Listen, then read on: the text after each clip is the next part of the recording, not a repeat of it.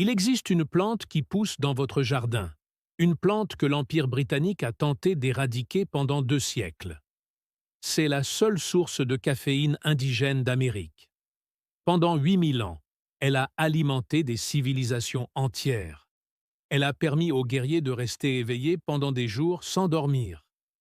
Elle a été le moteur de la Révolution américaine lorsque les colons ont jeté du thé britannique dans le port de Boston.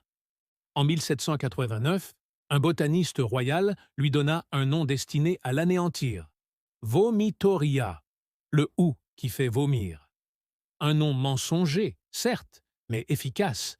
En quelques décennies, ce thé miraculeux tomba dans l'oubli, tandis que des milliards de kilos de substituts de piètre qualité étaient exportés par-delà les océans. Voici l'histoire du hou de Yaoun, ce stimulant oublié qui menaça un empire, et du complot qui le fit disparaître pendant 2 siècles. Bienvenue dans le trésor perdu de la nature. Avant d'ouvrir ce trésor, si ces histoires vous tiennent à cœur, la meilleure façon de préserver ce savoir est simple. Abonnez-vous, activez les notifications et partagez ce trésor avec ceux qui ont besoin de se souvenir de ce que nous avons oublié. L'histoire commence à Titusville, en Floride, en 1982. Un conducteur de pelleteuse extrait des débris d'un étang, préparant le terrain pour une nouvelle route.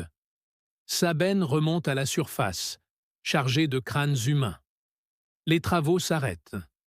Des archéologues arrivent, s'attendant à trouver des ossements vieux de 500, voire 600 ans. La datation au carbone 14 révèle la vérité.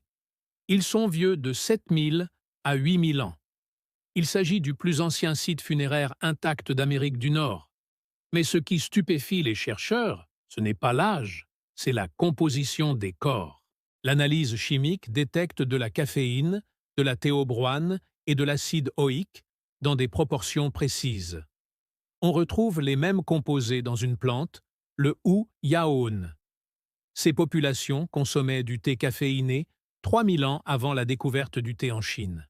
Ce n'était pas un hasard, c'était la preuve d'une civilisation avancée.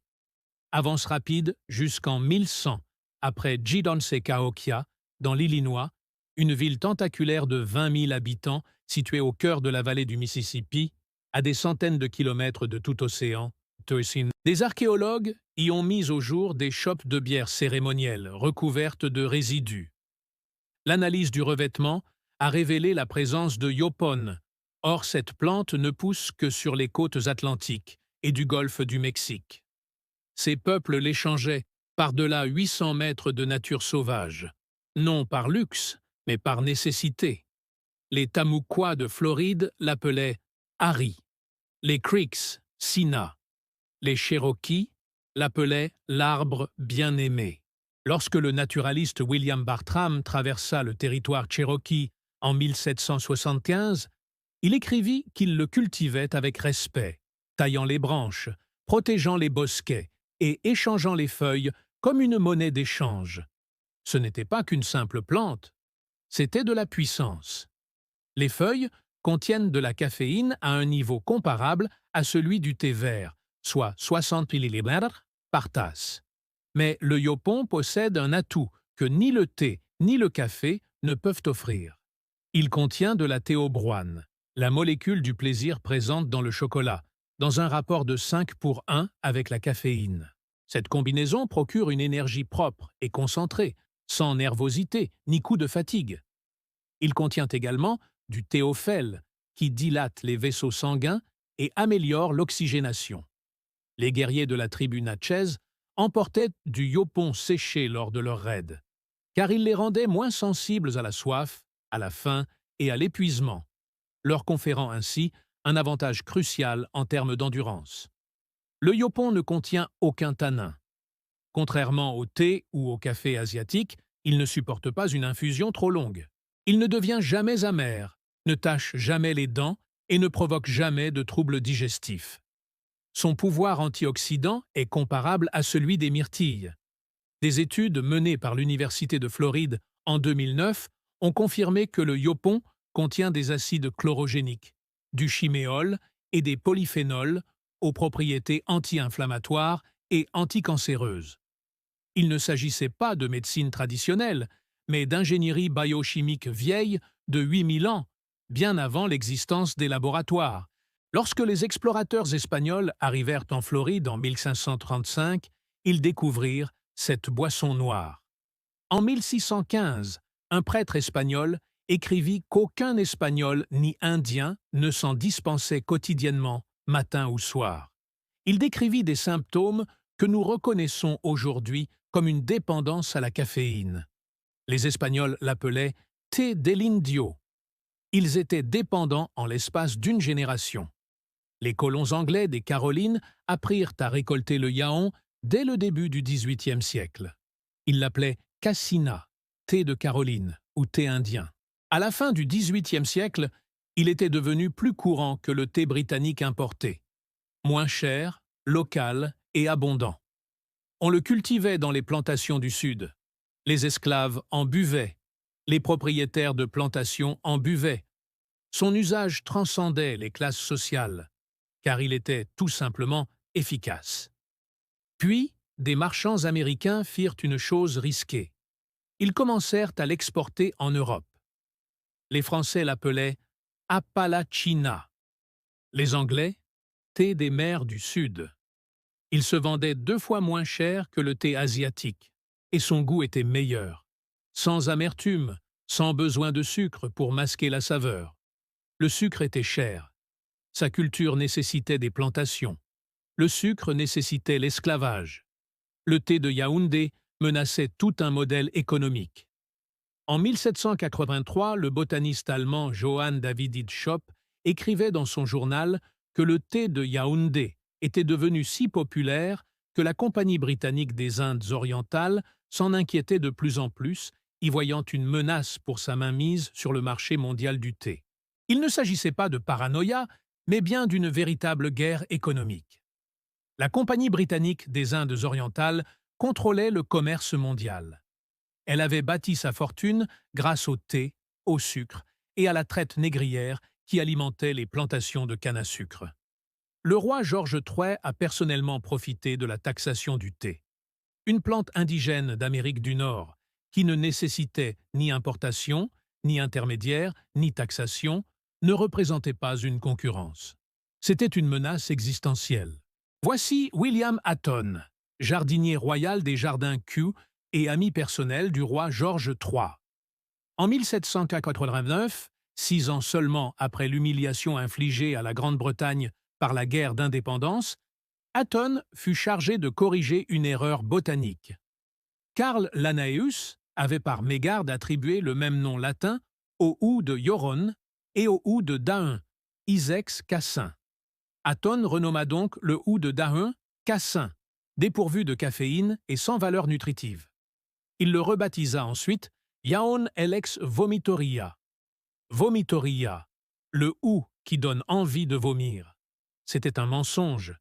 Eaton savait que c'était un mensonge. Le yopon était cultivé dans les jardins Kew depuis 90 ans sans rendre personne malade. La plante ne contient aucun composé émétisant. Des scientifiques l'ont testé à maintes reprises. Rien. Mais Eaton était malin.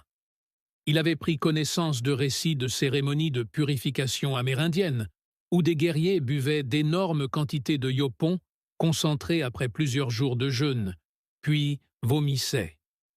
Ces vomissements étaient rituels, provoqués par de l'eau ou d'autres substances, et non par la plante elle-même. Eaton s'est emparé de ce contexte, l'a dépouillé de tout et l'a transformé en arme. Un seul mot. Vomitoria. À compter de ce jour. Chaque référence botanique, chaque manifeste d'exportation, chaque liste de marché portait ce nom. Le hou qui donne envie de vomir. L'achèteriez-vous? Le serviriez-vous à vos invités dans un salon londonien? L'exporteriez-vous en Europe, où une clientèle fortunée exigeait l'élégance? Le complot fonctionna à merveille. En quelques décennies, les exportations de yopon vers l'Europe s'effondrèrent. Le thé fut associé à la pauvreté des populations rurales du Sud et des peuples autochtones que l'Empire souhaitait anéantir. Les gentlemen affichaient leur richesse en buvant du thé britannique importé et coûteux, et non en consommant du thé local sauvage. Mais Yaoun ne se rendit pas facilement. Pendant la Révolution américaine, lorsque Boston jeta le thé britannique à la mer, le Yopon inonda le Nord sous le nom de Liberty Tea. Il contribua à maintenir l'élan de la rébellion. Pendant la guerre de sécession, lorsque les blocus de l'Union coupèrent les ports du Sud, les usines de transformation de Yaoun, situées sur les Outer Banks, tournèrent à plein régime. Les soldats confédérés restaient vigilants, s'approvisionnant en thé de Caroline, tandis que les forces nordistes consommaient du café importé. Après la guerre, la stigmatisation est revenue. Le thé indien, le café du pauvre, la boisson des esclaves et des classes populaires. Avec l'enrichissement de l'Amérique, le yaoan disparut. Le café devint le symbole du progrès. Le soda est devenu le symbole de la modernité. En 1900, le yopan avait disparu des marchés, des restaurants et des mémoires. Seules quelques communautés isolées s'en souvenaient. Sur les Outer Banks, on en servait encore dans les cafés jusque dans les années 1970. Ocracoke Island était le dernier endroit connu, puis plus rien. Mais la plante n'a jamais disparu. Elle pousse à l'état sauvage de la Virginie au Texas.